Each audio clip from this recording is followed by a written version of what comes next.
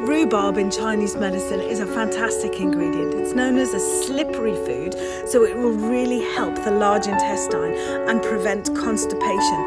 But also really what it does, because of its sour flavour in the 5 elements of Chinese medicine, this sour flavour food stimulates the liver, which is on the right side of your body, underneath your ribs, stimulates that and helps the body release any toxins or any residual waste. So if you are on a spring clean or a fast, when you're not fasting, rhubarb is the thing to do.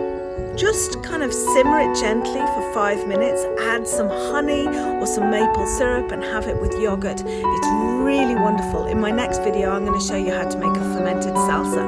But until then, let me know how you go with this wonderful inflammation reducing, pain reducing, fantastic